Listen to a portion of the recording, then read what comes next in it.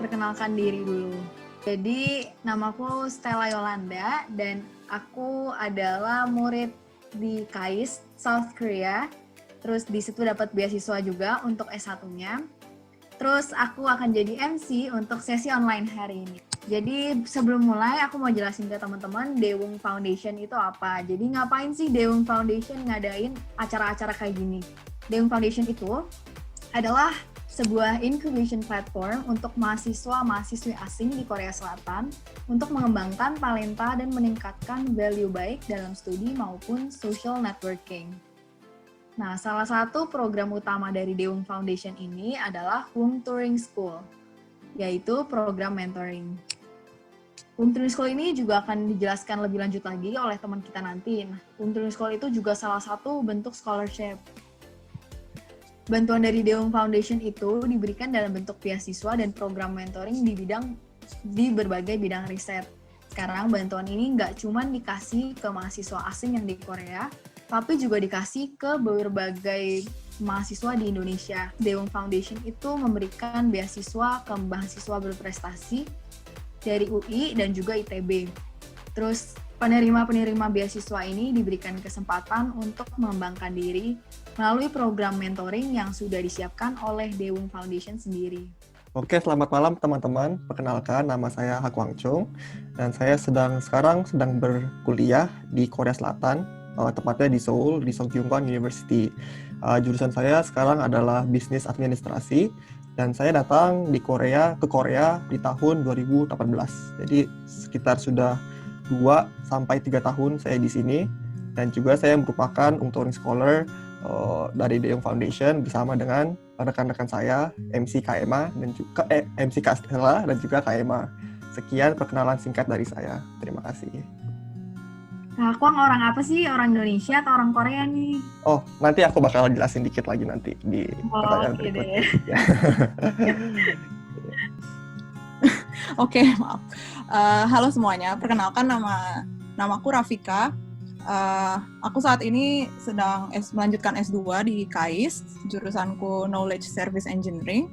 Jadi aku sempat kuliah di UI, jurusan ilmu komputer, dari tahun 2013 sampai 2018 awal. Terus abis itu ya sekarang dari tahun 2019 sampai sekarang aku mendapatkan beasiswa penuh dari KAIST di jurusan Knowledge Service Engineering dan melakukan riset di bidang Human AI Interaction. Terus di tahun 2020 ini sekarang mendapatkan beasiswa Daewoo Foundation dan mengerjakan project Big Data dari Daewoo Foundation. Mungkin aku langsung aja ya perkenalan. Oke. Jadi namaku Malika. Sekarang aku sedang berkuliah S2. Aku tadinya S1 di Teknik Kimia ITB angkatan 2015 dan lulus tahun lalu. Habis itu seminggu setelah aku wisuda langsung lanjut S2 ke Korea Selatan, tepatnya di University of Science and Technology Korea, ambil jurusannya Energy Engineering, dan aku juga menjadi peneliti muda di Korea Institute of Science and Technology, atau kalau misal teman-teman di sini mungkin ada yang bertanya-tanya, ini apa sih KIST gitu. Kalau aku sering bilang, aku KAIST tapi tanpa advance gitu, karena orang-orang mungkin nggak tahu ya apa itu KIST. Jadi mungkin nanti aku akan perkenalkan KIST, apa bedanya sama KAIST dan segala macam. Terus dari tahun 2020, di awal tahun, aku mulai jadi representatifnya UST. Kemudian bareng sama Stella juga, aku jadi gubernur Perpika. Di sini aku wilayah 1, daerah Seoul dan sekitarnya, sedangkan Stella menjadi gubernur juga Perpika di wilayah 2 gitu. Dan aku juga jadi bendahara di KIST Indonesian Students Association mulai semester ini sampai tahun depan gitu, Stella. Jadi teman-teman udah kenal kan sekarang sama 3 speakers kita yang sama-sama hebatnya dan sama-sama berprestasi. Kita langsung aja mulai untuk sesi kita pada hari ini. Why do you choose Korea as your future career? Kenapa milih Korea? Dan kakak-kakak sekalian boleh jelasin dikit tentang jurusan kakak-kakak.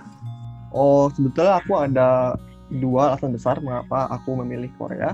Pertama, karena memang sejak SMA aku memiliki keinginan besar ya untuk melanjutkan studi saya di luar negeri.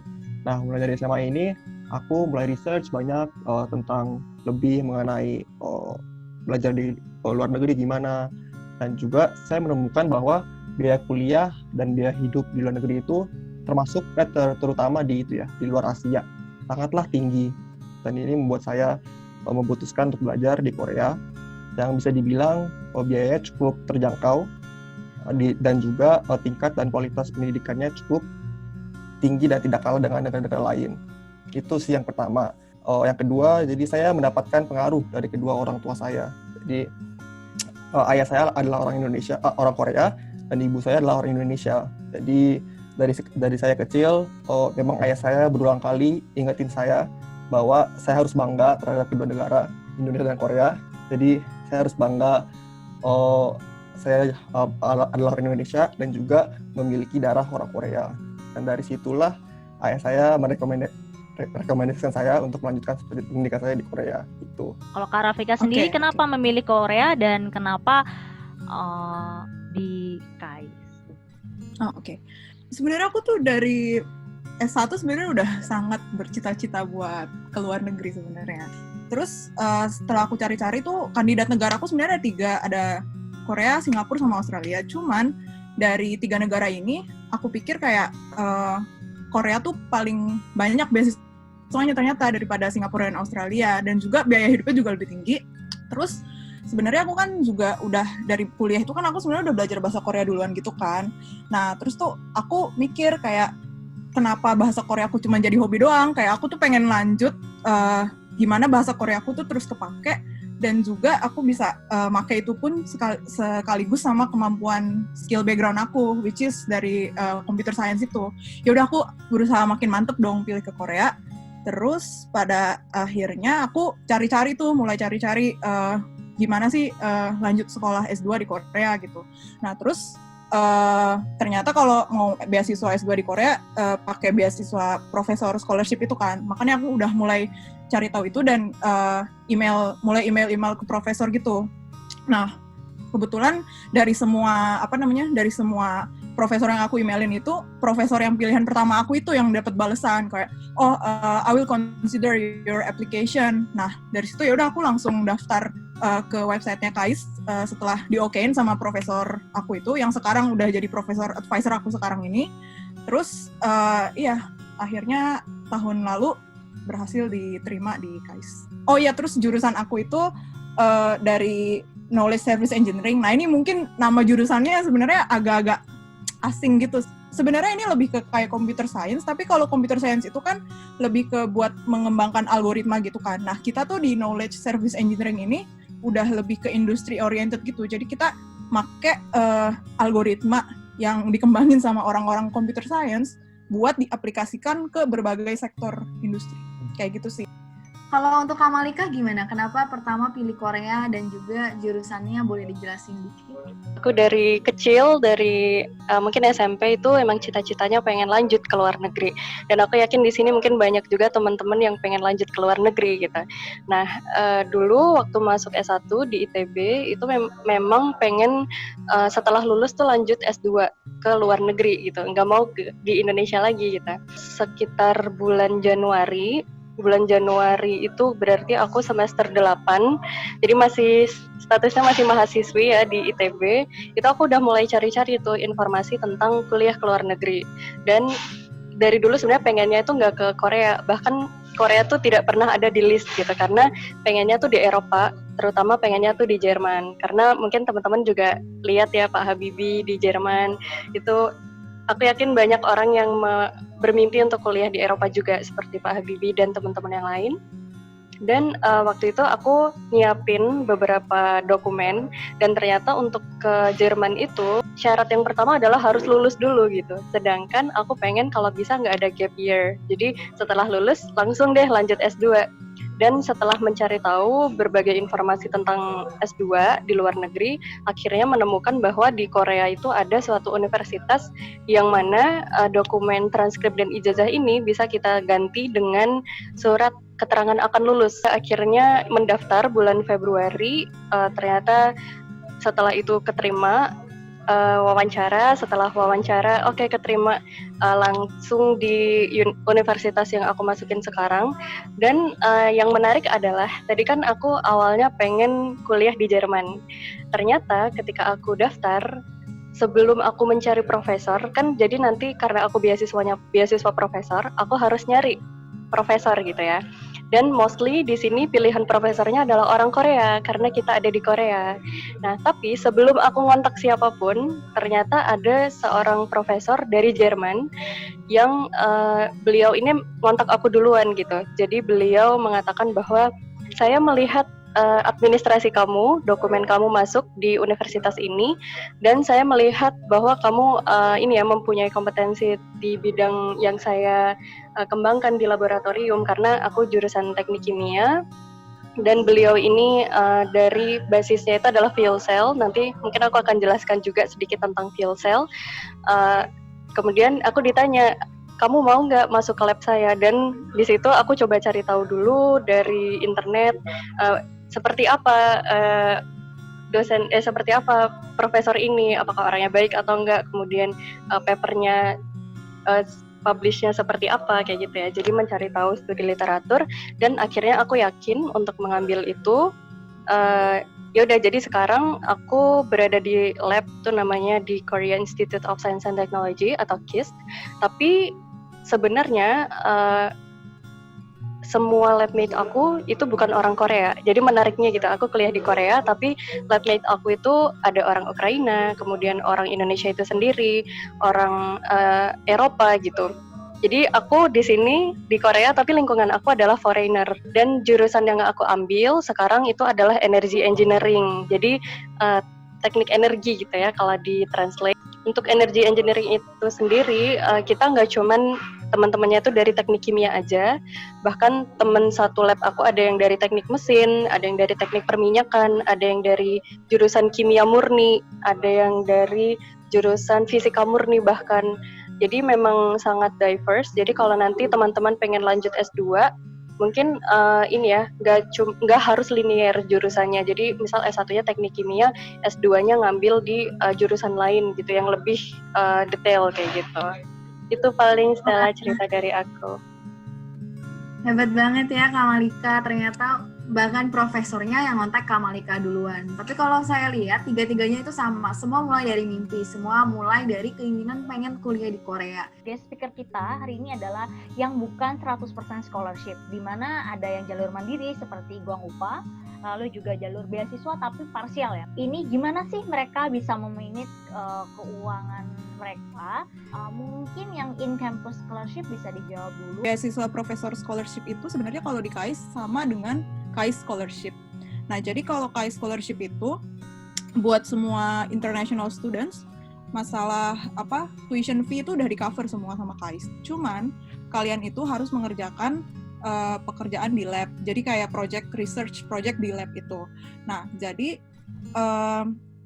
selain udah dibiayain tuition fee-nya, kalian juga akan dibayarin allowance-nya berdasarkan dari project yang kalian kerjain di lab. Nah, itu tuh biasanya setiap lab itu project-nya kan ada lab yang project-nya banyak, ada project yang lab-nya dikit. Nah, itu jadi udah berdasarkan dengan lab-nya masing-masing gitu.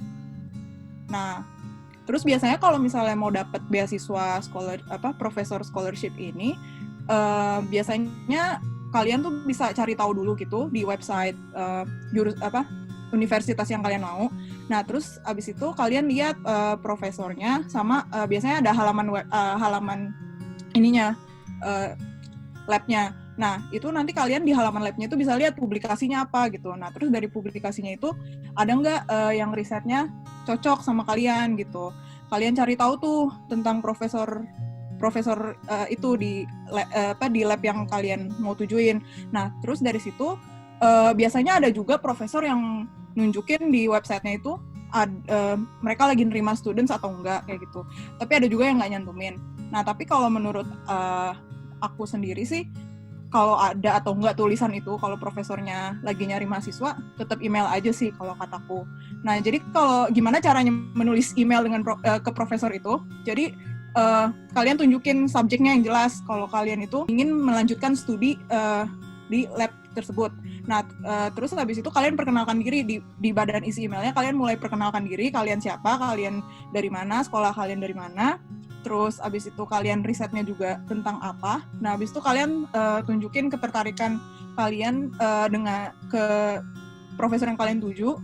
Kalian bisa briefly kayak nyebutin aja nih dengan publikasi beliau yang seperti ini, sepertinya cocok dengan riset saya yang riset saya yang seperti ini, kayak gitu. Nah, terus nanti baru tanya apakah ada peluang untuk bisa melanjutkan studi dengan beliau, dengan Bapak Profesor, kayak gitu. Biasanya kalau di KAIS itu, kalau buat master sebenarnya nggak wajib ya buat nyari profesor. Jadi bisa aja kalian yang mulai langsung daftar ke website KAIS sendiri, dan bisa aja tuh halaman field advisor-nya dikosongin, itu nggak masalah. Kalau master tuh nggak wajib, tapi kalau PhD wajib buat nyari advisor duluan.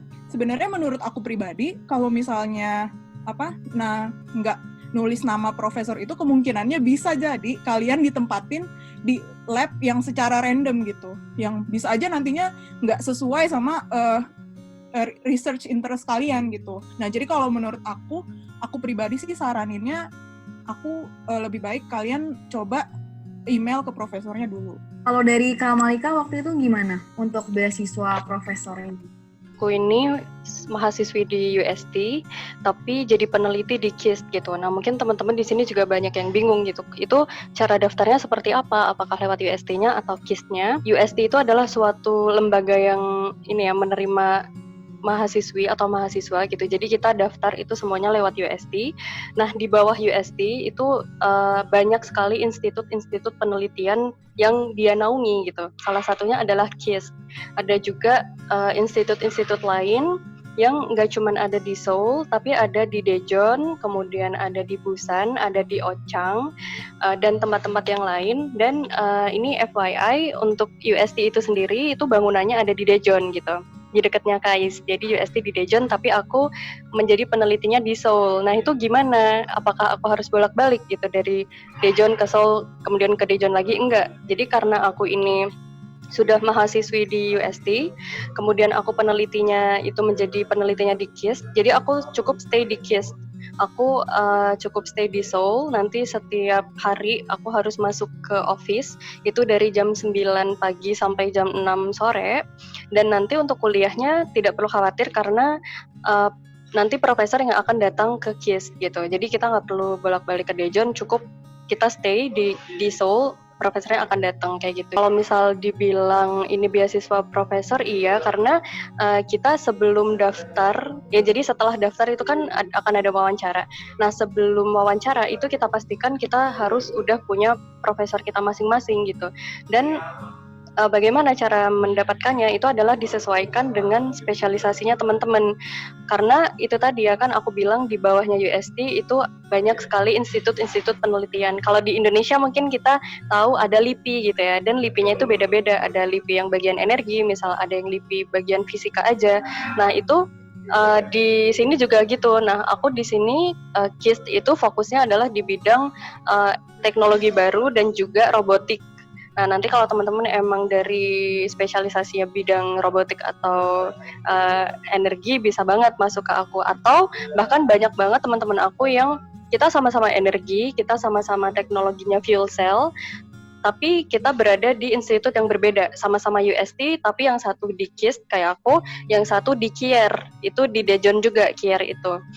Ternyata memang fokusnya beda-beda gitu, sama-sama fuel cell padahal, tapi aku fokusnya cuma di bidang membrannya misalnya, kemudian yang teman aku ini fokusnya di bagian katalisnya gitu. Ini udah cukup ini ya, sangat detail, mungkin teman-teman agak kurang kebayang, tapi intinya beda spesialisasi itu akan beda institutnya kayak gitu. Mungkin ada yang nanti fokusnya di bidang informatika, itu ada sendiri institutnya, ada yang bidang geologi, institutnya juga beda-beda kayak gitu.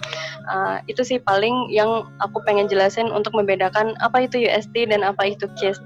Dan jadi sistemnya itu adalah kita mahasiswi UST, kita perlu membayar tuition fee ke UST. Nah, gimana caranya kita mendapatkan uang tuition fee-nya ini adalah kita bekerja pada KIST gitu. Itu istilah ini ya, cara cepatnya gitu.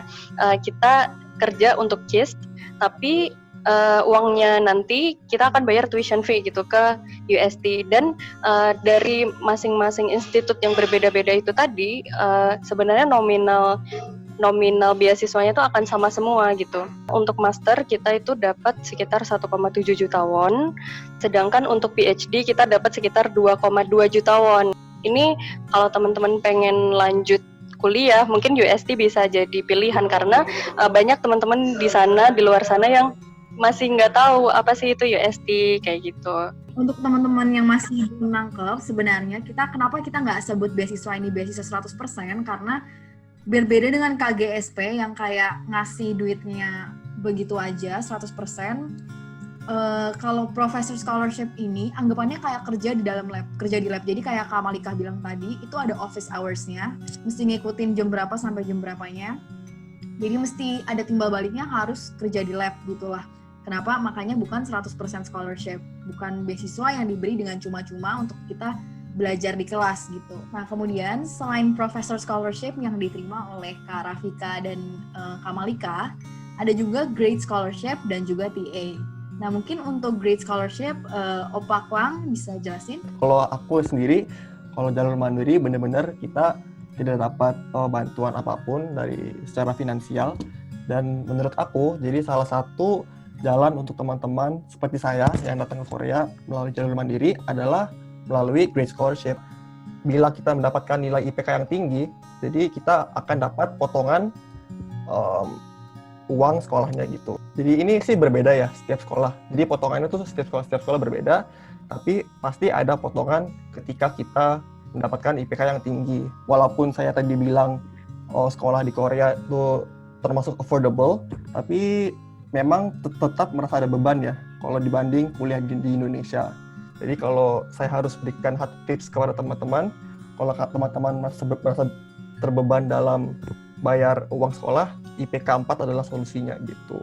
Jadi memang harus benar belajar keras biar kita bisa dapat potongan uang sekolah dan meringankan beban kita sendiri gitu sih. Kemudian yang ketiga, beasiswanya juga ada beasiswa TA atau Teaching Assistant. Jadi kalau di beasiswa TA ini, bahasa Indonesia ASDOS, jadi asisten dosen kemudian digaji. Nah, kalau beasiswa dari TA ini itu biasanya nggak terlalu cukup untuk menuhin kebutuhan sehari-hari. Jadi ini cuma parsial atau untuk nambah-nambah uang jajan aja. Kalau untuk beasiswa TA tentunya tergantung pelajaran dan juga tergantung universitasnya. Tapi kalau biar teman-teman ada kisaran, kalau untuk pelajar S1 jadi asisten dosen, waktu itu teman saya dapat sekitar 100 sampai 150 ribu won. Jadi kurang lebih 1,2 juta sampai 2 juta per bulan di dalam rupiah gitu. Nah, scholarship outside campus atau bisa disebut juga mentoring. Kak Kwang mungkin bisa dijelaskan ke teman-teman kira-kira ini beasiswa bentuknya apa dan seperti apa gitu. Oke. Untuk scholarship outside campus ini adalah seperti dalam program mentoring ya. Jadi ada banyak banget perusahaan-perusahaan Korea yang nawarin beasiswa untuk mahasiswa internasional per tahunnya. Dan inilah termasuk Daeung Foundation yang kita dan aku, Kak Rafika dan Kak Malika juga pernah dapat. Dan Daeung Foundation-nya adalah dia menawarkan beasiswa program mentoring dan juga uang saku. Jadi penerima seperti yang tadi Kak Stella udah bilang, jadi penerima beasiswa ini mereka diberikan kesempatan dalam mengembangkan talenta dan juga meningkatkan value baik dalam studi ataupun social networking. Satu tips sih dari aku sih, jadi sering-sering buka website kampus untuk info-info seperti ini. Karena sering banget mereka mengupload info-info seperti ini di kampus, di website kampus, dan juga mereka suka mengupload misalnya part-time job juga begitu, mungkin kerja di library gimana, dan begitu sih. Terima kasih Kwang untuk infonya. Terus untuk teman-teman mau nambahin juga, ada juga part-time yang dalam kampus. Kayak saya itu ada ikutan kerja di office gitu. Nah, kalau untuk kerja di office, itu bakalan digaji juga per bulannya. kerjanya di international office gitu, jadi nggak harus belajar bahasa Korea dan juga semuanya full bahasa Inggris. Itu berarti masuk yang in-campus scholarship ya. Tadi maaf ada ke-skip. Kalau di in-campus scholarship selain TA, selain asisten dosen, ada juga kerjaan di international office-nya. Nah, di sana biasanya kerjaannya ngapain aja? Misalnya ada orang asing yang datang, kita ngurusin dokumennya, fotokopi. Habis itu kadang saya angkat-angkat aqua, terus angkat-angkat buku, bersihin pokoknya kayak office girl-nya gitu lah. Tapi lumayan gajinya. Kalau untuk di KAIS itu kita dapat sekitar 225 ribuan per bulan. 225 ya kira-kira 2,5 juta lebih dikit lah. Kurang lebih kayak gitu.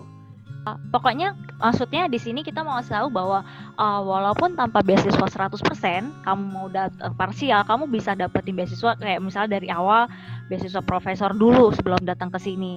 Lalu ternyata begitu kalian sampai sini, kalian masih bisa dapetin grade scholarship kayak gitu, ataupun kalian juga bisa cari-cari sendiri udah sampai sini. Oh, ternyata ada mentoring itu juga dapat duit loh gitu, atau part time gitu. Saya ingin bertanya, kalau mau mendaftar beasiswa S2, apakah mungkin memilih topik riset yang tidak linear dengan topik skripsi yang kita kerjakan saat S2? Aku kayaknya bisa jawab sih kalau yang ini. Jadi sebenarnya aku itu topik riset aku skripsi waktu S1 sama S2 tuh nggak linear. Nah, padahal ekspektasi aku itu waktu S1 kan aku lebih ngeriset tentang kayak social commerce yang ada di Twitter, Instagram gitu kan. Nah, terus tuh aku padahal menyebutkan itu gitu ke profesor aku waktu aku kasih email. Nah, cuman pas ternyata aku udah nyampe sini dan aku juga berekspektasi kalau aku akan melanjutkan riset skripsi aku gitu. Nah, terus pas aku nyampe sini ternyata sama sekali tidak dilihat itu. Jadi profesor aku maunya aku ngerjain project yang ada di lab sekarang gitu. Nah, terus jadinya ya udah deh riset aku yang S1-nya sudah aku tinggalkan saja gitu. Nah, jadi kalau pertanyaannya apakah mungkin jika kita memilih topik riset yang tidak linear dengan topik skripsi, itu sangat mungkin sekali. Dan juga sebenarnya mungkin juga lebih baik juga nggak terlalu berharap sama ekspektasi kita gitu sebelum berangkat, karena nanti tuh pas udah nyampe kalian bakal harus ngelakuin riset yang ada di lab. Jadi project di lab itu apa dan profesor tuh nanti bakal nge-assign projectnya apa gitu ke kamu. Jadi pas aku udah masuk ke lab aku itu, aku malah jadi ngerjainnya itu malah lebih ke tentang kayak chatbot atau smart speaker gitu. Nah, jadi kan itu udah beda banget kan. Oke, mungkin aku akan cerita tentang pengalaman aku yang kebetulan S1 sama S2-nya juga ini ya cukup beda bidangnya. Jadi S1 itu karena aku di teknik kimia, S1 aku ambil bidang katalis gitu. Mungkin teman-teman di sini ada yang tahu katalis, ada yang nggak tahu juga katalis. Tapi intinya aku S2 itu ekspektasinya juga sama, pengen ngambil S2 sama S3-nya itu nanti adalah katalis gitu, biar nanti aku punya spesialisasi yang memang khusus yaitu di bidang katalis. Nah, waktu aku daftar itu kan aku harus isi yang namanya future plan.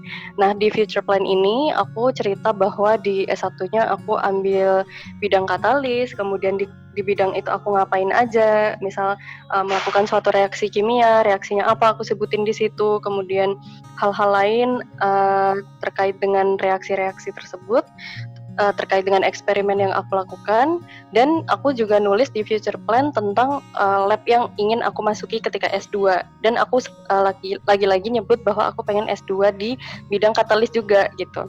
Dan surprisingly ketika aku belum nyari profesor itu kan ternyata ada profesor yang ngontak aku. Nah, profesor itu di email bilang bahwa Malika, saya udah lihat future plan kamu dan ternyata kita tuh beda gitu, fokus dari eksperimennya itu cukup berbeda, cuman ada beberapa ini eksperimen-eksperimen yang mirip yang kamu sebutkan di dalam future plan tersebut dan apa yang nanti akan dilakukan di lab gitu. Jadi ada satu atau dua hal yang mirip dan akhirnya profesor malah nanya ke aku, kira-kira kamu mau atau enggak gitu. Jadi sebenarnya ketika kita tidak linear ya bidang jurusannya itu tidak masalah asalkan paling tidak adalah satu atau dua hal yang mirip. Dan tidak masalah ya nanti ketika kita S1 lanjut ke S2, profesor kita itu akan sangat membuka pintu untuk kita untuk belajar hal baru kayak gitu. Karena tadi kan aku bilang ya bahwa di lab aku itu enggak semuanya dari jurusan teknik kimia. Tadi dari bidang fuel cell, teknologi fuel cell ini adalah teknologi baru yang mungkin aku jelasin sedikit ya. Kalau misal di mobil teman-teman kan ini ya biasa ngisinya adalah dari gas alam kayak gitu ya. Misal pakai solar atau pakai misal bensin kayak untuk motor bensin gitu. Nah di situ kita sebenarnya mirip ininya teknologinya kita masukin yang namanya hidrogen. Nah bedanya apa? Bedanya kalau kita pakai yang lama itu adalah nanti keluarannya CO2 gitu, ada emisinya CO sama CO2, sedangkan teknologi yang sekarang aku kembangkan itu yang dikeluarkan adalah air. Nah ini kan teknologi yang bersih gitu ya, bahkan ada temen aku yang dia jurusan S1-nya adalah teknik perminyakan gitu, yang dia sama sekali tidak belajar terkait dengan yang dia masukin sekarang di lab gitu, tapi ternyata profesor masih menerima dia. Jadi memang nggak masalah kalau nggak linear, asalkan teman-teman bisa meyakinkan profesor bahwa saya bisa kok ini bertahan di lab gitu. Saya bisa melakukan pekerjaan-pekerjaan yang nanti akan profesor beri di lab kayak gitu. Jadi asalkan masih ada yang nyambung sih, menurut aku nggak masalah gitu. Kecuali kalau misal S1-nya bisnis, S2-nya ngambil energi, wah itu beda banget dan akan susah banget buat temen-temen untuk stay di situ kayak gitu. Thank you Kak Malika dan juga Kak Vika untuk jawabannya. Semoga terjawab ya tadi. Apakah mungkin untuk mendapatkan beasiswa lebih dari satu? Misalnya KGSP, outside campus, dan teaching assistant. Untuk ini mungkin Kak Emma sebagai mantan penerima KGSP boleh sharing? Intinya kalau KGSP itu kan tidak boleh bekerja ya. Tapi kalau misalnya mau outside kampus kayak misalnya Dewi mentoring ini boleh banget. Aku juga waktu KGSP sambil Dewi mentoring ini kok nggak masalah. Kan hitungannya mentoring bukan bekerja. Kemudian berikutnya ada Kak Floren. Kak Floren bertanya business administration, apakah ada beasiswa dari profesor untuk jurusan tersebut? Kak Hakwang, mungkin Kak Hakwang paling tahu di bidang ini. Untuk S2 jurusan business administration untuk kuliah beasiswa dari profesor, jujur sih aku kurang tahu ya. Kebanyakan dari teman-teman S2 itu mereka dapat dari antara KWK atau enggak KGSP gitu. Jadi kalau di KAIS itu kan juga ada KAIS College of Business-nya kan. Nah di situ tuh dia ada jurusan Business Technology Management, BTM namanya. Nah di situ tuh sebenarnya ada beasiswa profesornya. Jadi sebenarnya dia dapat beasiswanya sama seperti KAIS Scholarship. Jadi kamu apply di website KAIS gitu dan pilih beasiswa KAIS Scholarship, dan nanti kalian juga mendapatkan stipend juga yang nantinya juga kalian harus kerja di lab juga. Nah jadi di jurusan KAIS Business Administration ini juga ada yang labnya, yang jurusan yang jurusan BTM itu, Business Technology Management gitu. Iya, jadi tadi kan pertanyaannya ada atau enggak ya. Nah, aku tuh sebenarnya ada kenalan yang dia tuh kalau nggak salah ngambilnya itu di Sungkyung Kwan di SKKU sama kayak universitasnya Hakwang. Itu dia ambil kalau nggak salah mungkin di bisnis ya, tapi aku nggak begitu tahu ya secara teknis cara pendaftarannya seperti apa, cara menghubungi profesornya seperti apa, tapi intinya ada. Nanti untuk yang bertanya ini mungkin bisa langsung jawab aku biar aku bisa kasih kontak dari temen aku untuk nanya-nanya lebih lanjut kayak gitu. Thank you Kak Malika dan juga Kak Vika untuk jawabannya. Untuk nambahin lagi tadi yang Kak Vika jelasin, benar KAIS tuh ada KAIS BTM, Business and Technology Management, tapi dia sangat riset, jadi jangan berharap jurusan Business Administration tuh bakal belajar di kelas terus atau mempraktekkan bisnis, karena kebanyakan kalau dari teman-teman saya itu riset, jadi benar-benar bikin paper. Misalnya mempelajari, tetap kayak bikin paper lah, hubungan A dengan B gimana, terus bikin riset gitu. Jadi bukan yang aplikatif kalau setahu saya, tapi ada juga professor scholarship. Gimana tipikal profesor dari Korea? Apakah pernah mengalami pengalaman kurang baik dengan profesor Korea? Wah, ini cukup menarik ya, karena memang profesor Korea tuh banyak perbedaannya juga dengan profesor pada umumnya di Indonesia. Mungkin yang S2 ini boleh dijelaskan perbandingannya gimana? Kak Vika, boleh? Silakan. Jadi sebenarnya kalau di KAIS itu profesornya kan kebanyakan lulusannya dari Amerika gitu ya, jadi bahasa Inggrisnya tuh lancar. Jadi sebenarnya kalau aku pribadi sih aku lebih suka profesor di sini daripada di waktu aku di Indonesia, karena di Indonesia bikin ngantuk. Nah terus jadi kalau aku sih ngelihatnya karena emang karena pengalaman mereka udah lama di studi di Amerika, dan juga mereka juga sempat jadi asisten profesor juga gitu di Amerikanya juga. Jadi sebenarnya udah budayanya juga nggak yang Korea banget konservatif gitu, enggak sih. Jadi bahasa Inggrisnya pun juga ngomongnya lancar, dan juga pembawaannya tuh juga menarik gitu. Jadi kayak kalau misalnya ngajarin tuh kayak lebih sering ngasih contoh kalau menurut aku ya, dan cara pembawaannya pun juga kayak yang bikin kita mengerti gitu. Dan mereka pun juga aktif juga kayak nanyain ke kita kayak apakah ada pertanyaan atau enggak, kayak gitu sih. Terus kalau untuk masalah komunikasi, jadi sebenarnya nggak perlu khawatir sih, karena mereka itu bahasa Inggrisnya lancar banget gitu. Oke, terima kasih Kak Vika. Kalau untuk Kak Hakwang gimana, profesor S1? Jadi kita tuh kelasnya kebanyakan bahasa Korea. Jadi sebagai murid internasional tuh kita pasti sih ada yang nggak ngerti gitu. Misalnya ada yang nggak ngerti, kita misalnya kalau kita proaktif gitu ke profesornya sendiri malah senang. Jadi kita walaupun kita di sini anak internasional tapi kerja keras pakai bahasa Korea, kayak nanya ke profesor pakai bahasa Korea, mereka lebih kayak welcome kita. Kalau misalnya mau nanya-nanya jangan malu-malu ke profesor, karena mereka pasti bakal dengan senang hati membantu gitu sih. Untuk nambahin juga, sebenarnya profesor Korea kalau menurut saya agak monoton kalau dibanding guru, tapi karena saya belum pernah diajarin sama profesor Indonesia, jadi sebenarnya kurang bisa ngebandingin. Tapi kalau menurut saya kebanyakan itu terutama profesor yang ngajarin pelajaran teknik kimia dan juga pelajaran-pelajaran IPA gitu, kebanyakan tipe profesor yang cuman mencet-mencetin PowerPoint gitu. Oke, jadi walaupun profesor aku orang Jerman, cuman kan ada beberapa kelas yang profesornya orang Korea gitu.